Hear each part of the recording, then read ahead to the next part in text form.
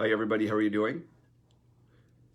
I'm back in the office today. Our region here in Ontario was one of the first to come out of lockdown. We're in the green zone here, as they call it in Ontario.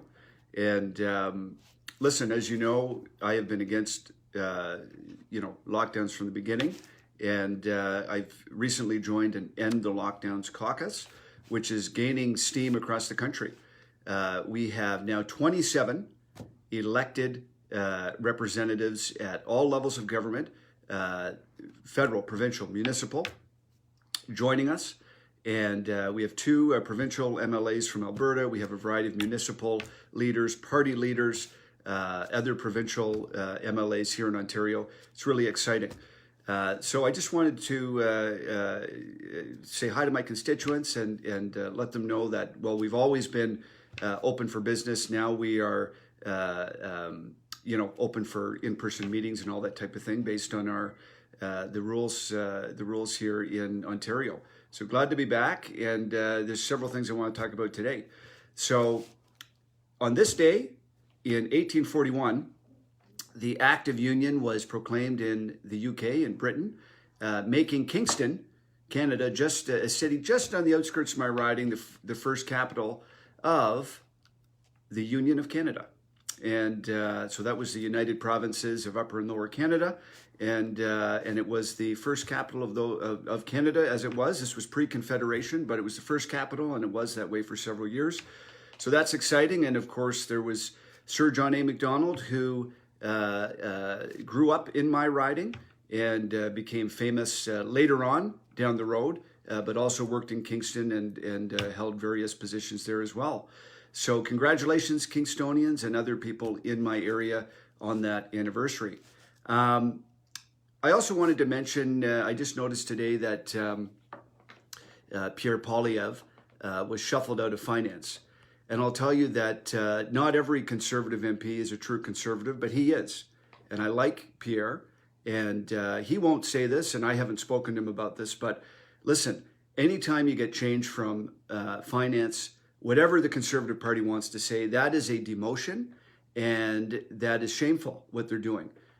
Pierre Poilievre can hold his own in question period. He is a master of political theater, and there is nobody that can generate the, I'm just going to show you guys my office here a little bit. If you can see, this screen doesn't really show you a whole lot, but you can see some pictures we have there on the wall.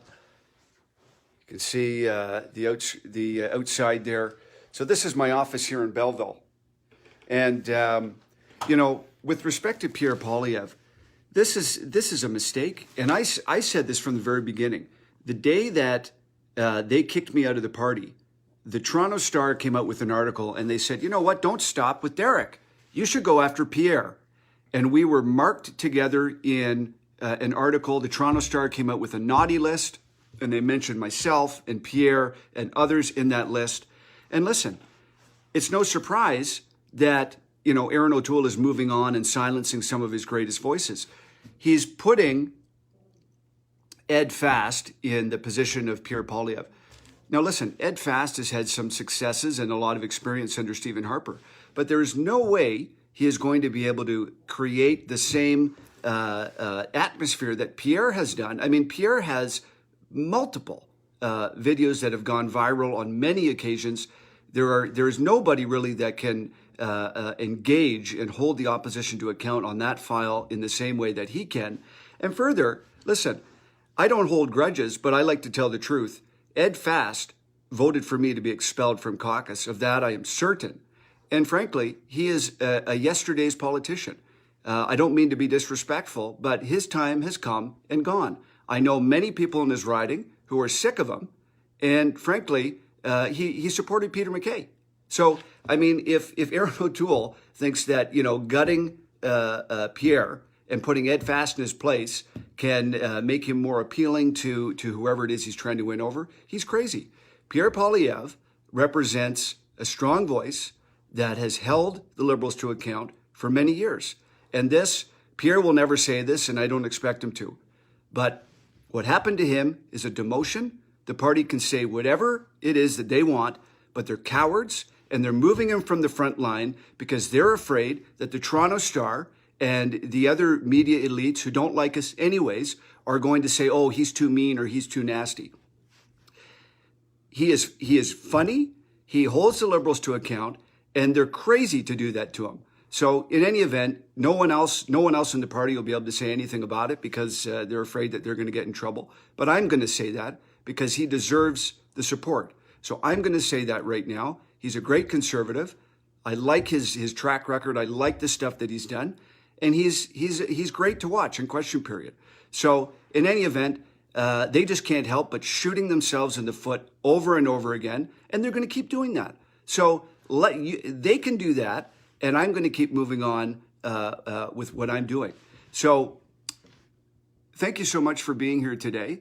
And I just wanted to mention, like I said, the End the Lockdowns Caucus that I was a founding member of, one of only two federal or provincial elected politicians. There were other municipal and party leaders that were there, but just really excited about that. I was on Global News last night talking about that. You may have seen that, but just excited to be involved in that. Hi, Haley, how are you? And I will continue to fight to open up our country. Listen, there's nothing wrong with having targeted measures to help the most vulnerable people, but to do blanket lockdowns that are shutting down our businesses.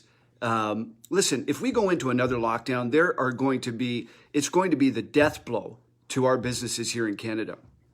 If we want to have targeted measures to help, the elderly or those with comorbidities or things like that, sure. But we know that if you are, under 65 and an otherwise healthy individual, your risk of dying from COVID is very low. It does not warrant being told to stay in your home for weeks and months on end. Listen, these things, these blanket lockdowns have major consequences, not the least of which is our economic destruction. But we are seeing, suicides and mental health problems, undetected cancers and all number of other things.